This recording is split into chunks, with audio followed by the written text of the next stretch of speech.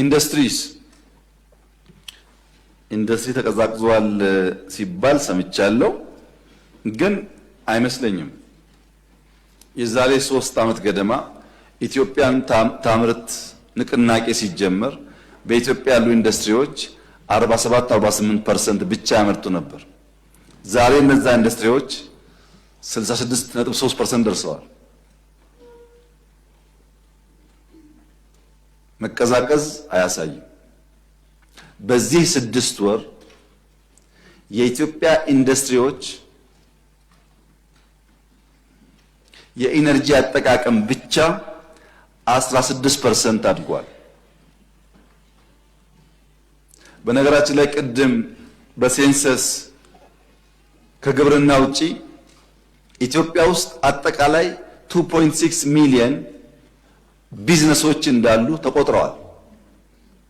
ለገቢም ሀብታችን ለማወቅም ስለሚያግዘን ከነዚያ 2.6 ሚሊዮን ቢዝነስ ውስጥ 17% ወይም 413,000 አምራች ኢንዱስትሪ ነው። 413,000 በዚህ ደረጃ በቁጥር የምናቅ ነበር ወይ ከዚህ ቀደም ያላችሁ እንደሆነ ያው ስለምታውቁት መናገር አያስፈልግም። መጀመሪያ ማወቅ፣ ጠንካራ ደካማ ጎኑን መለየት፣ ደካማ ጎኑን መደገፍ፣ ውጤታማ ማድረግ። ብድርም መሬት አቅርቦትም ቴክኖሎጂም ለውጥ አለው። ከሁሉ በላይ ግን ታስታውሱ ከሆነ በገፍ በስመ ኢንቨስተር 10,000 እና 5,000 ብር ያለውን ሰው መሰብሰብ ዋጋ የለውም። አንከር ኢንቨስተር ለይተን እነሱን እያመጣን በርከት ያለ ሰው ስራ ይዞ ከፍተኛ የኤክስፖርት አቅም ያሳድጉልናል። እነዚያ ጋር እናተኩር ብዬ ለዚህ ምክር ቤት ማቅረቤ ይታወሳል። ቪየትናም ሄደን ያመጣነው ቶዮ የሚሰኘው የሶላር ኩባንያ ባለፉት 6 ወራት 66 ሚሊዮን ኤክስፖርት አድርጓል። መቼ ነው ያመጣነው? መቼ ነው ስራ የጀመረው?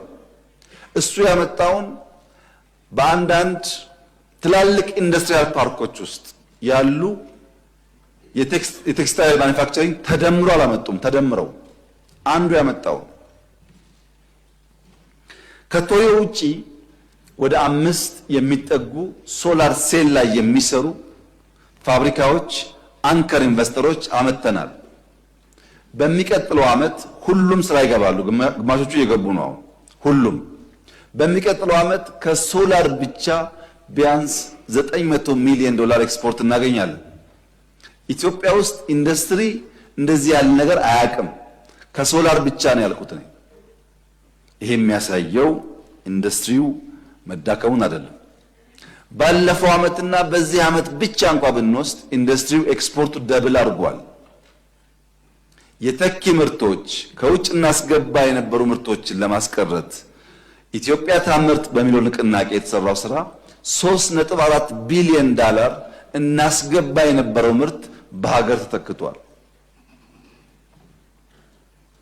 አጠቃላይ ኢንዱስትሪው የተነቃቃና ሪስፖንድ እያደረገ ነው። ከሚቀጥለው ዓመት ጀምሮ በታሪካችን ለመጀመሪያ ጊዜ ከኢንዱስትሪ ሴክተር በቢሊየን የሚቆጠር ኤክስፖርቶች እንጀምራለን። በዚህ ዓመትም ቢሆን ዓመቱ ሲጠናቀቅ በእርግጠኝነት አምና ኢንዱስትሪ ካደረገው ደብል ኤክስፖርት እናደርጋለን ከተኪ ምርት ውጪ። ሶስተኛው በብዝሃ ዘርፍ ያስገባነው ማዕድን ነው። ማዕድን ምን ያመጣ እንዳለ ታውቃላችሁ? በዚህ 6 ወር 30% እድገት አለው የማዕድን ገቢ 30%። ብረት 36% ጨምሯል። ሲሚንቶ 28% ጨምሯል። ሲሚንቶና ብረት የጨመረው በርከት ያሉ ቤቶች ካልተገነቡ ምን ላይ የዋለ ነው? ኢትዮጵያ ውስጥ አሁን የቤት ግንባታ ከድሮ ያነሰ ነው ይባላል። ረግፍ ነው፣ ግድ የለም ተው። አይበቃም እንፍጠን፣ ቤት በጣም ችግር ነው ከተባለ እውነት ነው። ግን በገጠርና በከተማ እየተገነባ ያለው ቤት ተቀዛቅዟል የሚያስብል አይደለም። በቂ ነው ወይ? አይደለም። እሱ ስራ ይፈልጋል። እውነትን እየካድን ሳይሆን የጎደለን ነቅሰን እያወጣን ቢሆን ስለሚሻል ማነሳው